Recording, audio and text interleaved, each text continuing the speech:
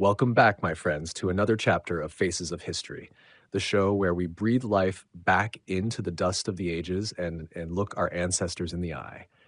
I am your host, the Duke of New York, and today we walk the shadowed halls of early medieval Britain, tracing the footsteps of a man often overlooked, yet whose iron will and vision forged a nation, a man named Athelstan, England's first true king. Not just a warlord, not just a ruler, but a builder of unity, a man who made the idea of England real.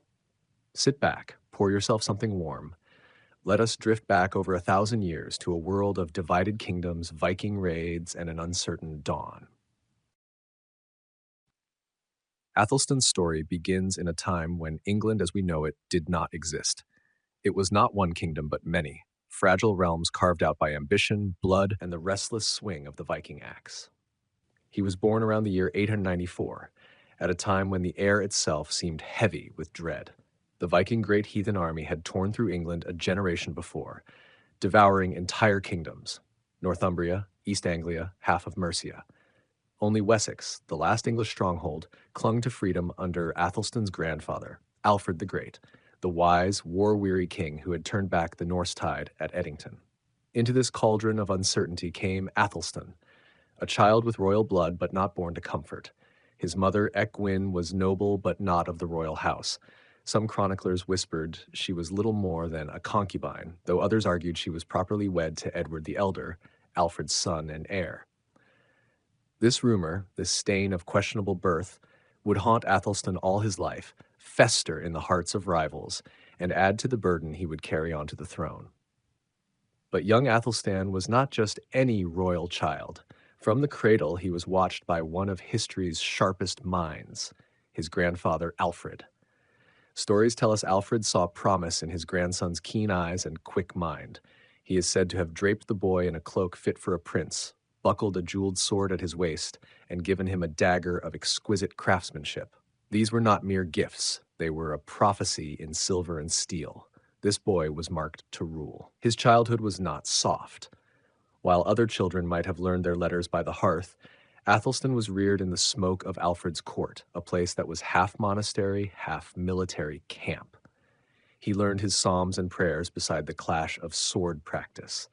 He studied Latin and law, but also the art of the shield wall, the brutal, bone-crushing reality of Anglo-Saxon warfare. He traveled often between courts, from Winchester to Mercia, where his aunt Ethelfled, the Lady of the Mercians, ruled with iron resolve after her husband's death. Ethelfled, a remarkable woman, likely shaped Athelstan's idea of kingship as much as Alfred or Edward did. She taught him that a ruler must be both pious and pitiless, that mercy had its place, but never when the realm was at stake. As a boy, he saw Viking warbands burn villages to the ground. He heard news of raids along the coasts, the desperate prayers in churches, as monks fled with relics clutched to their chests. He learned early that a king's crown meant nothing if he could not defend it with sword and shield. In these formative years, Athelstan grew lean and serious. Chroniclers describe him as fair-haired, of middling height, with penetrating eyes. He was no brute of a man, not a towering warlord like some of his Norse enemies, but there was an iron in him that no blade could break. His education was not only of war. He learned to speak the language of the church, Latin, the tongue of the learned. He studied law codes, charters, treaties. He watched his father Edward expand Wessex's grip northward, reclaiming old Mercian lands and pushing the Danes back, piece by bloody piece. Young Athelstan absorbed it all. The making of alliances, the giving of oaths, the forging of unity out of chaos. And so the boy who had once been whispered about, the child some would call illegitimate, became the prince everyone watched. The kingdom was fragile. The Vikings were patient. His father's crown would one day pass to him, if he could keep it. The shadow of Alfred the Great loomed over him, a blessing and a burden. In every hall he entered, in every battle he would one day fight, people would measure him not only by his own deeds, but by the towering memory of his grandfather. By the time he came of age, England, or what scraps of it remained, knew his name. Athelstan, a prince raised in the crucible of war, a boy destined to stand alone against the storm. Athelstan's path to the throne was no simple inheritance wrapped in silk and ceremony. It was a tightrope strung over a pit of daggers. His journey from prince to sovereign tested every lesson learned in the stormy courts of Wessex and Mercia. When Alfred the Great died in 899, Athelstan was still just a boy of 5. His father, Edward the Elder, inherited a kingdom holding its breath. Edward fought relentlessly to maintain and expand Alfred's legacy. As Edward pushed the Danelaw back, Athelstan watched from his foster court in Mercia, under the watchful eye of his aunt Ethelfled, the Lady of the Mercians.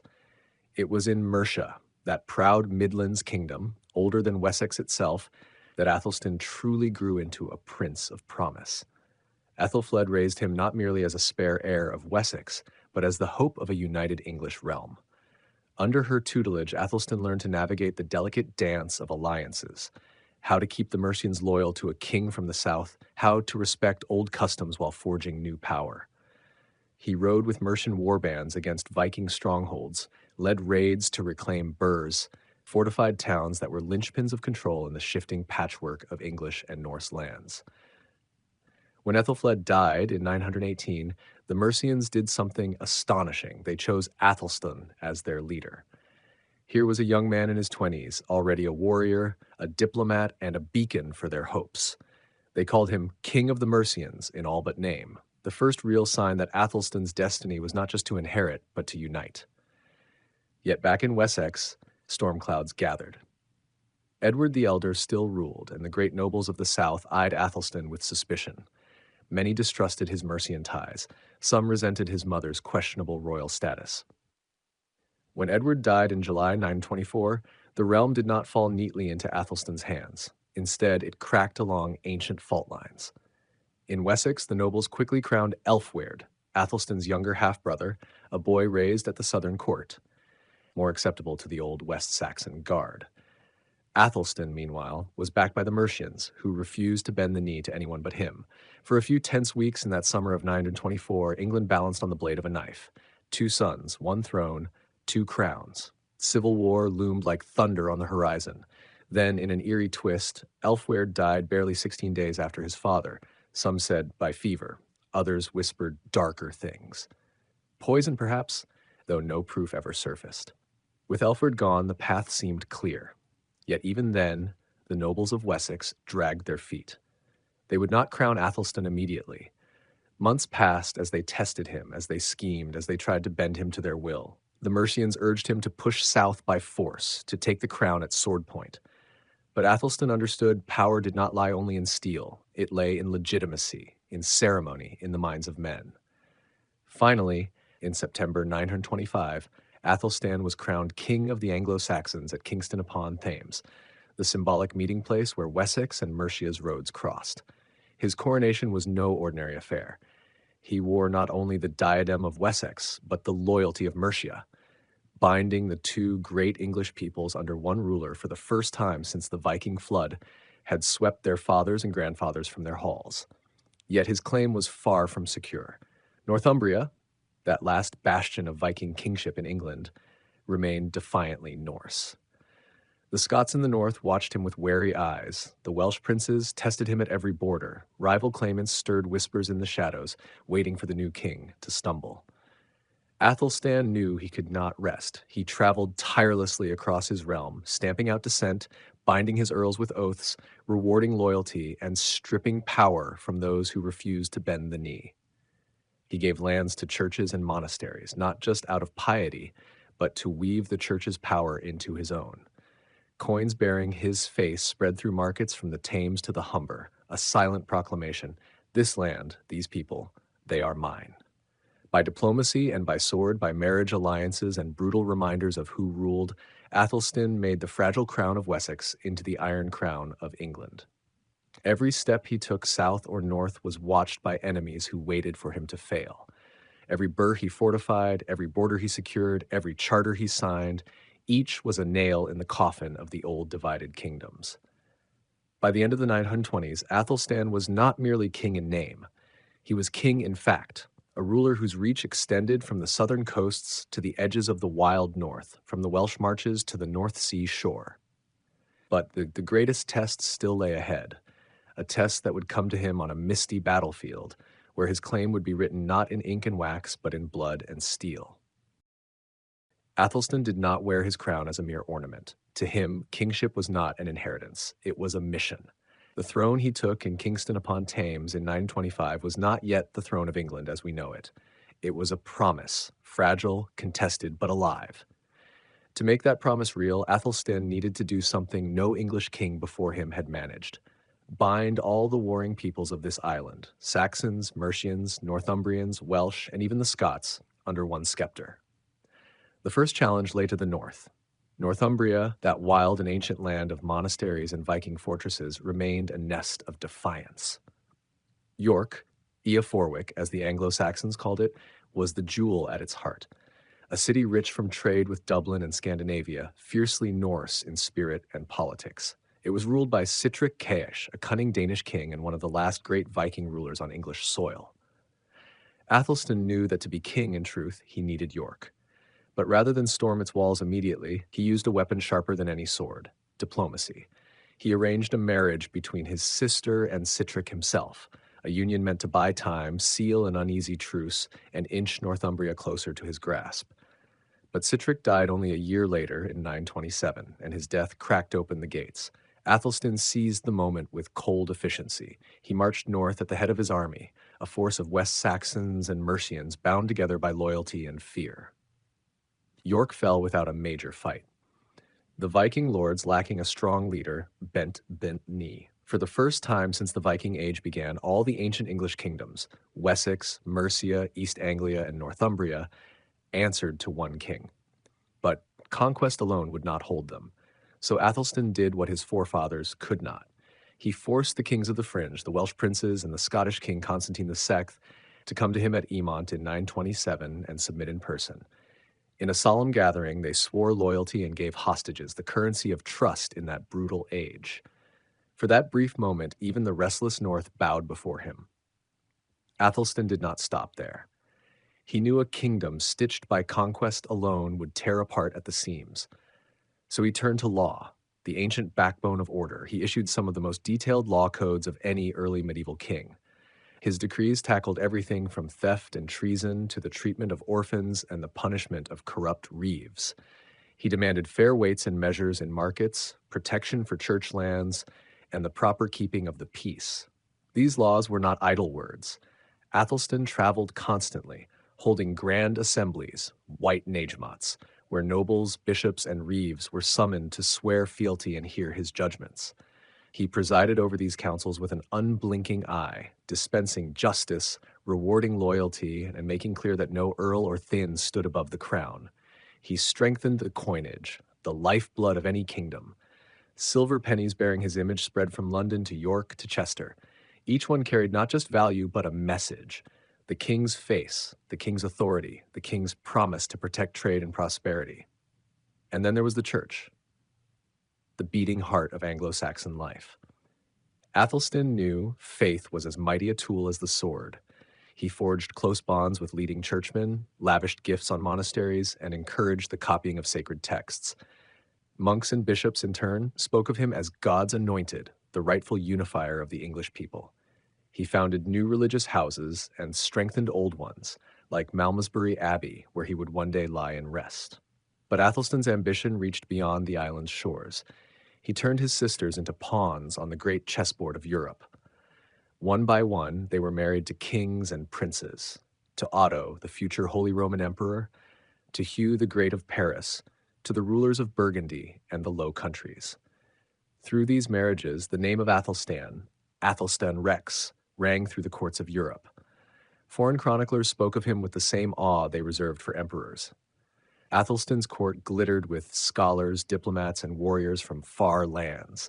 He collected relics, books, and exotic gifts. Some said he could speak several languages, or at least that he respected learning enough to surround himself with those who could. Yet, for all his vision and piety, Athelstan was no cloistered king. His armies remained ready, his sword ever sharp. He put down rebellion where it flickered, in Wales and Cornwall in the north. Each campaign was a reminder. Unity was not a thing granted once, but forged again and again, hammered into shape on the anvil of discipline and fear. By the early 930s, Athelstan was no longer just king of the Anglo-Saxons. He was Rex Anglorum, king of the English. Chroniclers began to use that word, England, the land of the Angles, the land of the English. A dream made flesh by a man whose childhood had been overshadowed by doubt, but whose reign burned those doubts to ash.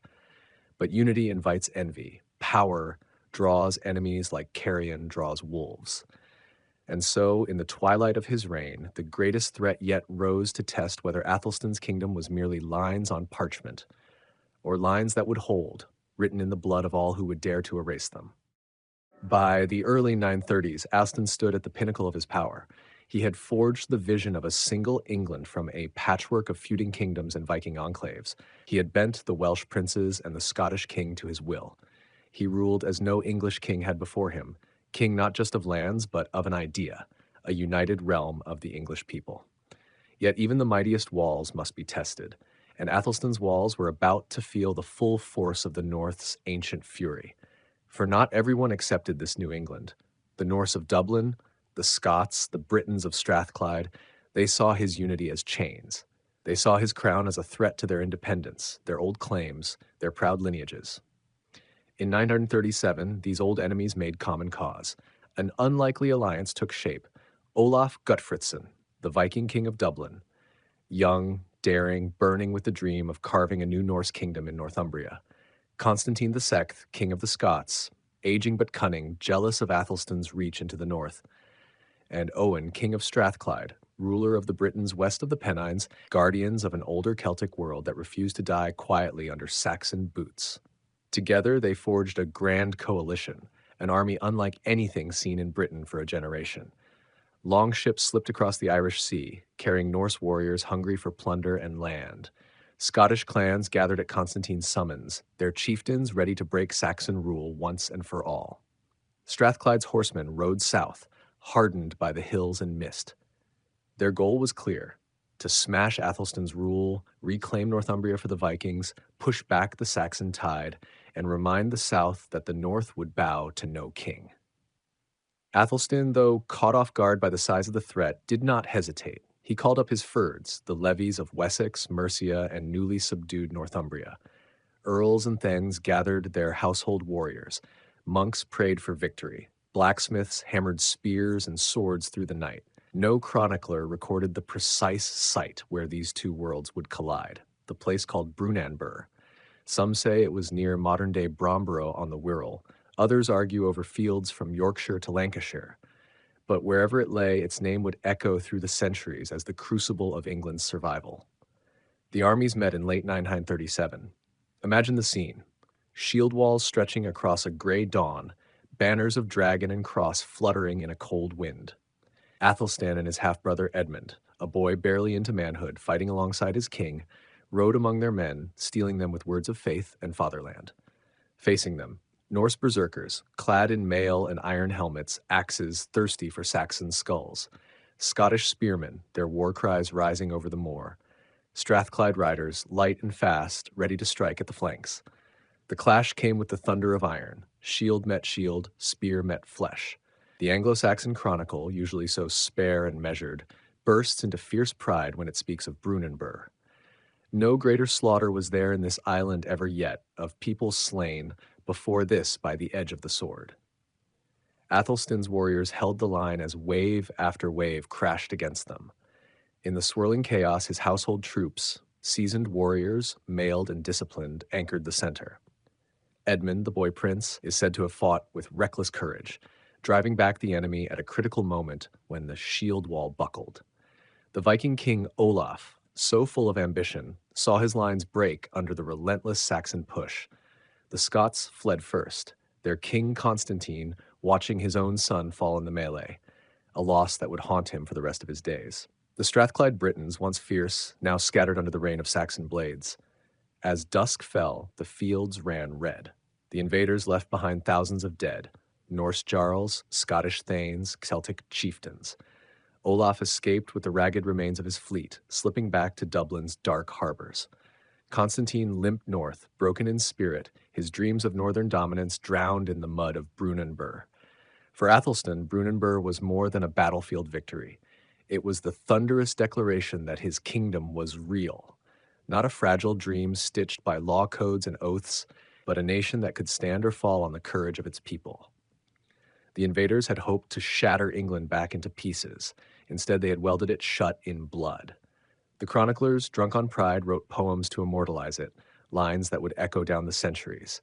King Athelstan, lord of warriors, ring-giver to men, and his brother also, Edmund Atheling, won eternal glory in battle with edges of swords near Brunanburh. When the last spear was thrust and the last war horn fell silent, Athelstan stood unchallenged. Bretwalda, the overlord of all Britain, in title and in truth. No king of Scots, no Norse king of Dublin, no Celtic ruler of the Wild West would ever again threaten to undo what he had forged. Brunanburh was not just a victory. It was the forging of the idea that England, this kingdom of shires and churches, burghs and farms, was worth fighting for, worth dying for, worth binding together forever, so that no foreign sword could ever again divide it. And for Athelstan, it was the crowning moment of a life spent proving that birth and blood did not decide destiny. Vision and iron will did. After Brunanburh, the world knew one truth. Athelstan was unshakable. No king of England before him had so thoroughly crushed his enemies, bound his lords in loyalty, and dared to claim Rex Totius Britanniae, king of all Britain, not as empty boasting but as fact, sealed in the blood of rivals who would never rise again. But power, like the fleeting northern sun, cannot linger forever. Athelstan was now the most powerful king ever to sit upon an English throne, yet in the twilight of his reign he found himself at last a man alone in the shadow of his own legend. He was unmarried. He had no sons. Some say he chose this, that he knew what rival heirs could do to a fragile crown, how brothers turned on brothers when ambition whispered in the dark. Others whisper that the church, so tightly bound to him, encouraged his celibacy. A king who ruled like a monk, austere, pious, untainted by worldly ties of wife or child. Instead, Athelstan poured his care into his half-brothers and his court. He raised Edmund, the same young warrior who had fought beside him at Brunanburh, to stand ready as his heir. He mentored other noble youths, binding them close with gifts, trust, and the promise that this England he had forged must outlive him. By the late 930s, the king who had marched armies from York to the Welsh marches, who had summoned vassal kings to bow before him, began to grow weary. He was only in his mid-40s, but a lifetime of war, travel, and ceaseless vigilance weighs heavily on a man's bones. Chroniclers say he aged before his time, lean, worn, but never broken. He spent his last days in Gloucester, a city that had become one of his favored seats of rule. There, surrounded by clerics, advisors, and the younger generation he had shaped, the first true king of England felt the end draw near. He gave gifts to the church, relics, lands, gold, not out of fear, but out of the same careful statecraft that had guided every step of his reign. Even in death, he bound the spiritual realm to his cause. Protect what I built, pray for what I leave behind. On October 27th, 939, Athelstan breathed his last. No thunder marked his passing, no Viking sails on the horizon, no final clash of shield and spear, just the silent exhale of a life that had changed a nation's fate forever. He was buried at Malmesbury Abbey in Wiltshire, not in Winchester, the ancient resting place of the West Saxon kings, but in the monastery he had cherished, far from the grand royal mausoleums of his forefathers. It was said he loved Malmesbury, its quiet stones, its faithful monks. There, for centuries, pilgrims and kings alike would visit his tomb. The bones are lost now, scattered in the chaos of later centuries, but the memory endures in stone and word. His death shook the realm. Enemies who had hidden in the shadows while he ruled now raised their heads again. Northumbria slipped quickly back into Norse hands. Edmund, young but forged in battle and molded by his brother's iron hand, rose to face the challenge. A reminder that the crown Athelstan forged was not a thing finished, but a promise to be kept by every king after him. Yet for all the struggles that followed, none could truly break what Athelstan had made. He had shown that the kingdoms of Wessex, Mercia, East Anglia, and Northumbria could be more than neighbors. They could be one people. He set the pattern for kingship, the forging of law, the strengthening of coinage, the weaving of the church into the fabric of the realm, the art of using marriage and diplomacy as shrewdly as the sword. More than that, he left behind an idea more powerful than any fortress: England, the land of the English. It was a word before him, but it became a reality through him. After him, no king could claim the title without standing in his shadow. And so when we speak of the kings who came later, the Edmunds, the Edgars, the mighty Ethelreds, and even the Norman William, they all stood on Athelstan's foundation. They built England with bricks he laid in iron and oath and faith. When you walk the old abbeys and ruined castles of England, listen. You might hear the echoes of the king whose blood sealed the land into one. A king without sons, but with countless heirs, every person who has ever called themselves English. Athelstan, forgotten by many, yet the father of a nation. The king who proved that birth does not bind greatness, vision does, and that the threads of unity, once woven in law and courage, can outlast the ages. Why does a king who died more than 1,000 years ago still matter to you and me? Why should we pause in our modern world, with its glass towers, its tangled politics, its restless rush, to remember a man who ruled from candlelit halls and thundered across muddy fields in a mail shirt? Because the story of Athelstan is not just the story of a king. It is the story of an idea that still shapes every map, every border, every word we speak when we call this island England.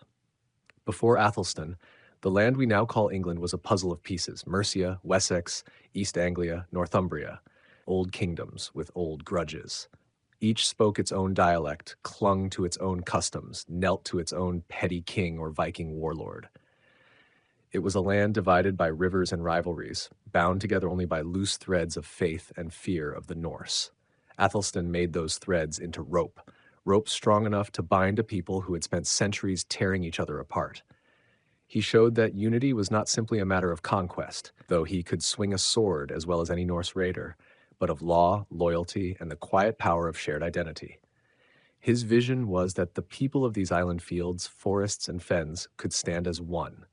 Saxon and Mercian, Dane and Briton, bishop and warrior, all subjects of a single crown, bound by the same laws, minted coins, and prayers. It was Athelstan who first made England an idea you could write down, on charters and coins and treaties with kings across Europe. And once an idea is written, it is very hard to erase.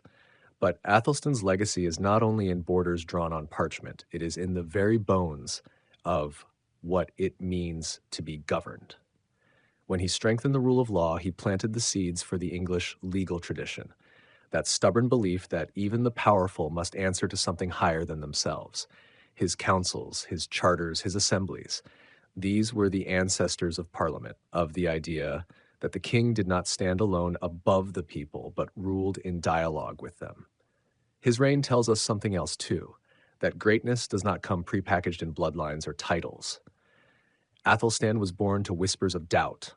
Some lords said he was unfit to rule. Some nobles tried to shut him out of the crown. He could have remained a forgotten prince, exiled to a monastery or dead on a battlefield. But he did not. He forged himself into the king history needed, not because birth demanded it, but because he demanded it of himself. In a world still grappling with what makes a nation strong or fragile, with whether people can stand together in times of threat or fracture into feuding tribes, Athelstan's story has something to say. It reminds us that unity does not mean sameness.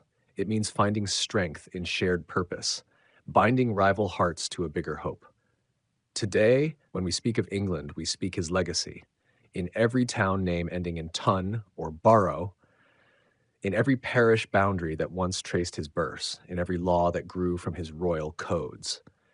Even the crown jewels, the coronation rites that echo through Westminster Abbey, they all wear the faint fingerprints of a king who lived and died before the Normans ever crossed the Channel.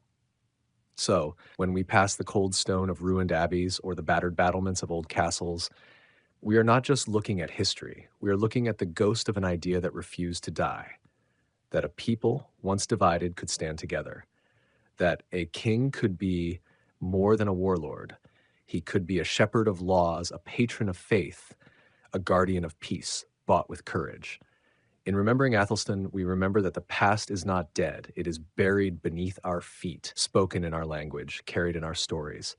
And every generation must choose whether to guard that unity or let it slip back into the chaos from which it was born. Athelstan did not leave sons, but every time this nation calls itself England, he is reborn. not as a man in a crown, but as the first heartbeat of a country that has weathered centuries of storm and still, somehow stands. So next time you look at a map of this green and storied island, when you hear the word England roll off your tongue, spare a thought for Athelstan, the king who dreamed that a land divided by rivers and swords could become a realm united by law and loyalty, a dream that still matters, a dream that, in the end, makes us all the heirs of a king most have forgotten, but whose face, once seen, lives forever in the story we call history. And so, my friends, we close the pages of this chapter, a chapter written in ink and blood, in stone and memory, in the pulse that runs through this land even now. Athelstan, a name too many forget, yet a name that shaped the word England into something real, something lasting.